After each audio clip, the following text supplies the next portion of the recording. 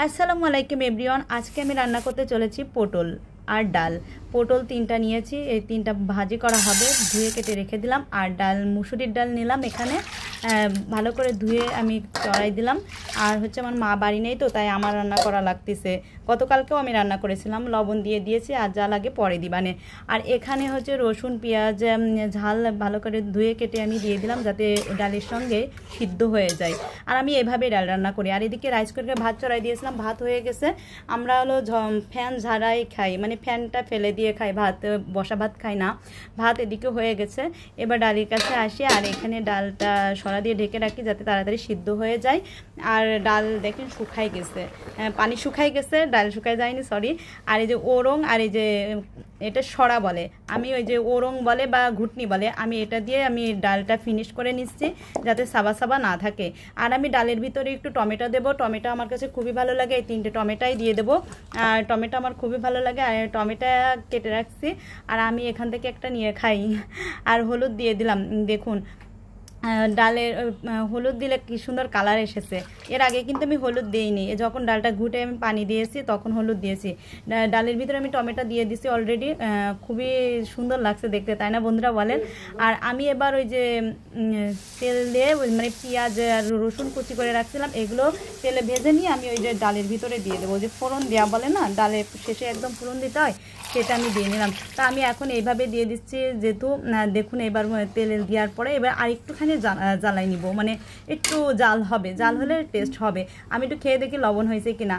লবণ হয় না, আর একটু দিয়ে দেবো, যেহেতু আমি প্রথমে অল্প করে দিয়েছিলাম, পরবর্তীতে এই যে ডালের কালারটা চলে এসেছে, দেখুন কত সুন্দর লাগছে, তাই না? টেস্টও হয়েছে। আর এই যে গতকালকে যে আমি গরু মাংস রান্না করেছিলাম, তার অবশিষ্ট থেকে গেছিলো। আর এই যে পটল আমি কেটে রাখছিলাম, এখন এই যে 6 পিস করে রাখছিলাম, এই যে আমি এখন ভেজে নিচ্ছি। এটা আমি ঝাল পেঁয়াজ দিয়ে ভেজে নিব। এই যে আমি পটলের জন্য যে ঝাল পেঁয়াজগুলো ভেজে নিচ্ছি, এই সঙ্গে পটল দিয়ে দিব। এই যে পটল ভাজছি, সেই ভাজা পটলগুলো ওর ভিতরে দিয়ে দিব। আমি এই যে দিয়ে দিয়েছি। এই পটল ভাজাটা খুবই ভালো লাগে, আমার মা এইভাবে রান্না করে, আমি আমার মার কাছ থেকে শিখেছি। আর এই যে আমার বোনের ছেলে, ও নামাজ পড়ে এসেছে, তাই ওকে ভাত দিয়ে দিচ্ছি, যেহেতু দেরি হয়ে গেছে। আমি পরে খাবো, গোসল করব, নামাজ কালাম করব, তারপরে। ওর ভাত কেমন হয়েছে বন্ধুরা? হ্যালো এভরিওয়ান, আমি ক্যামেরার সামনে চলে আসলাম। এতক্ষণ ব্যাক ক্যামেরা দিয়ে আপনাদেরকে দেখাচ্ছিলাম, যেহেতু আমার মা বাসায় নেই, তাই আমি রান্না করেছি, ক্যামেরা এক হাত দিয়ে ধরেছি আর রান্না করেছি।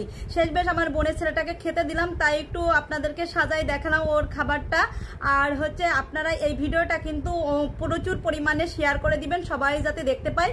আমি যেহেতু কোনো সময় রান্না করি না, যেহেতু মা নাই, তাই আমি একা একা রান্না করেছি। আমার রান্নাটা কেমন হয়েছে কমেন্টে প্লিজ জানাবেন, আর সবার মাঝে ছড়িয়ে দিবেন। আর আসবো যদি ভালো বলেন, আর যদি বলেন আরও রান্না দেখতে চাই, তাহলে আমি রান্না করব। আর বন্ধুরা, আমার রান্না কেমন হয়েছে আমি জানি না। আমি এক হাত দিয়ে ফোন ধরা, এক হাত দিয়ে কুটাকাটা করা, আবার রান্না করা, এগুলো আমি এখনো গোসল করি নাই। ওর টাইম হয়ে গেছে, এখন 2:46 বাজে টাইম হয়ে গেছে, তাই ওর ভাতটা আগে দিয়ে দিয়েছি। আর হচ্ছে ও খেয়ে নিতে, আর আমি খেয়ে নিবে, আর আমি গোসল টোসল করে একবারে নামাজ কালাম পরে তারপর আমি খাইতে বসবো। এই যে মাংস, মানে কালকে যে গরু মাংসটা রান্না করেছিলাম, সেটা রয়ে গেছিলো, এই যে ওরে খাইতে দিছি। আর হচ্ছে ডাল, এই যে ডাল আপনাদেরকে তো আমি দেখাইলাম, বুঝছেন? তা আমি আজকের মতো বিদায় নিচ্ছি। সবাই ভালো থাকবেন, সুস্থ থাকবেন। আর এই বোনটার ভিডিওটা সবার মাঝে একটু ছড়িয়ে ছিটিয়ে দিবেন, যাতে আমি আরও উৎসাহ, আপনাদের এই ভালোবাসার টানে টানে জন্য আমি আরও ভালো ভালো ভিডিও তৈরি করতে পারি, আপনাদের সামনে দিতে পারি।